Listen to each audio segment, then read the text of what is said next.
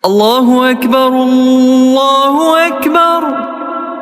Bayangkan ini, jam menunjukkan jam 4:30 pagi, alarm berbunyi, tanganmu refleks mematikannya. Nanti saja sholatnya, capek, kamu janji pada diri sendiri. Kalau hidupku sudah enak, kalau gajiku naik, kalau bisnis lancar, aku bakal lebih rajin ibadah. Tapi, kenapa justru semakin sukses, semakin jauh dari Allah? Kisah ini bukan tentang orang kafir, bukan tentang musuh Islam. Ini kisah seorang sahabat Nabi, orang baik, orang soleh, rajin sholat. Namun, jatuh karena satu doa, namanya Salabah bin Hatib. Dan kisahnya sangat mirip dengan hidup kita hari ini.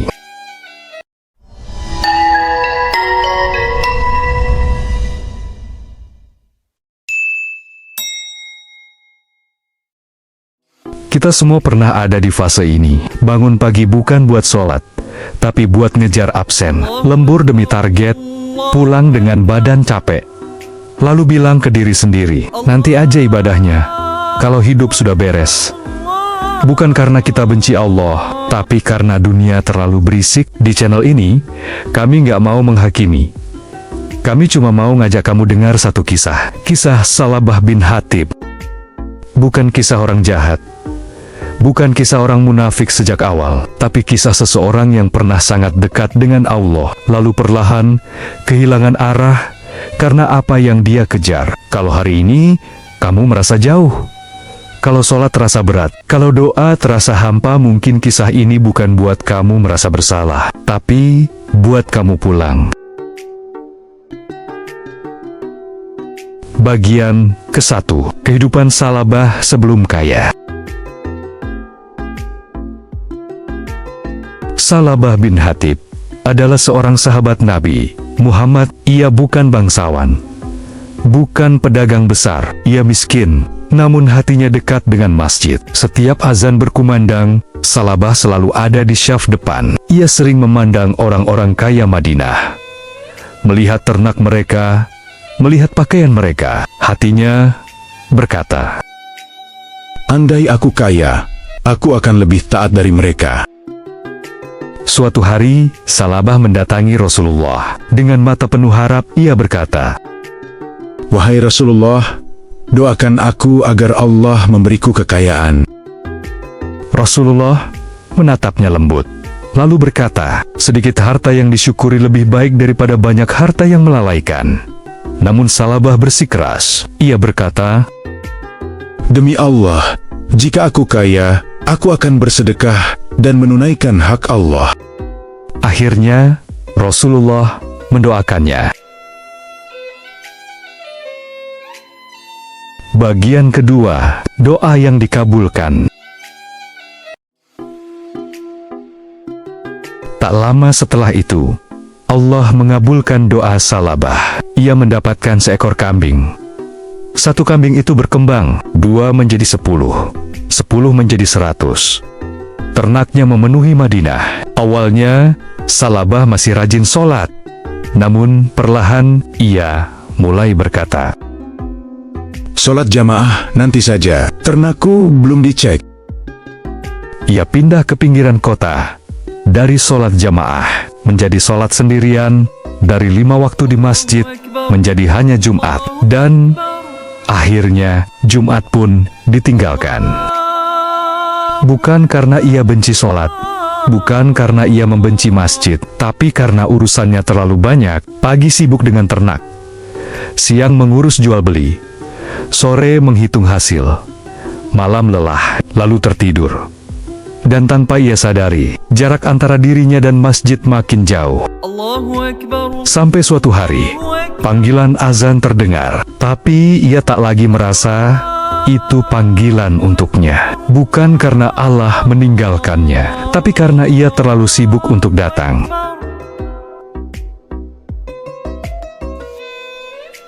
Bagian ketiga, Salabah menolak membayar zakat. Suatu hari, turun perintah zakat. Rasulullah mengutus petugas untuk mengambil zakat.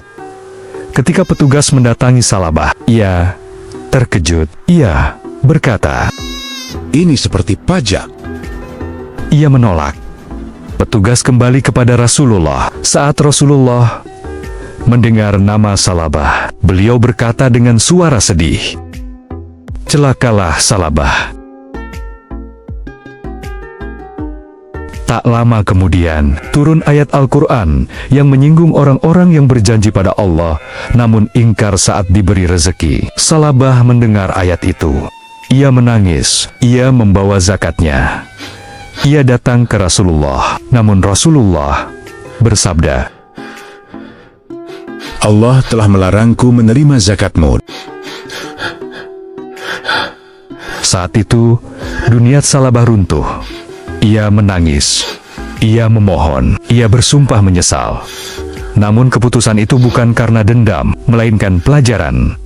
Setelah Rasulullah wafat, Salabah datang kepada Abu Bakar As-Siddiq dengan harapan zakatnya diterima. Namun Abu Bakar berkata, "Rasulullah tidak menerimanya, maka aku pun tidak akan menerimanya." Ia lalu mendatangi Umar bin Khattab dengan harapan terakhir, namun Umar berkata dengan suara berat, "Aku tidak akan menerima sesuatu yang tidak diterima oleh Rasulullah dan Abu Bakar." Dan disitulah Salabah benar-benar hancur.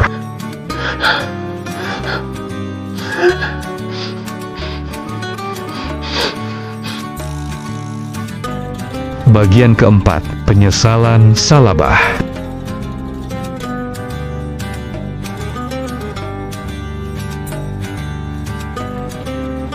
Di saat itu, Salabah benar-benar jatuh. Bukan jatuh miskin, tapi jatuh kesadaran. Ia menyadari satu hal yang terlambat. Ia dulu berjanji akan taat saat diberi.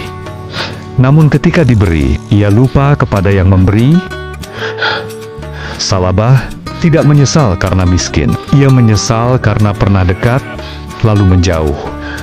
Ia tidak ditolak karena dosanya besar, tapi karena kelalaiannya dibiarkan terlalu lama. Dan penyesalan paling pahit adalah saat kita ingin kembali, namun waktu tak bisa diulang. Salabah menghabiskan hidupnya bukan dalam kekurangan, tapi dalam penyesalan.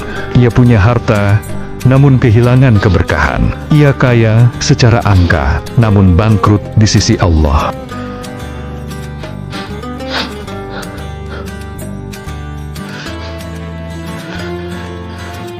Bagian kelima, hikmah dan pesan kisah Salabah.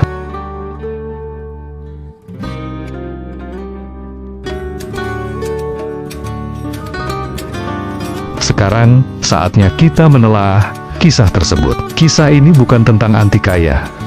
Ini tentang harta adalah ujian. Bukan hadiah banyak orang lulus saat miskin, namun gagal saat kaya. Niat baik tidak cukup tanpa konsistensi. Janji sebelum sukses itu mudah.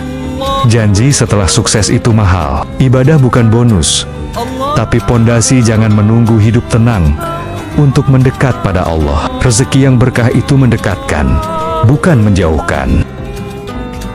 Jika hari ini kamu sibuk kerja, lelah mencari nafkah, ingat satu hal.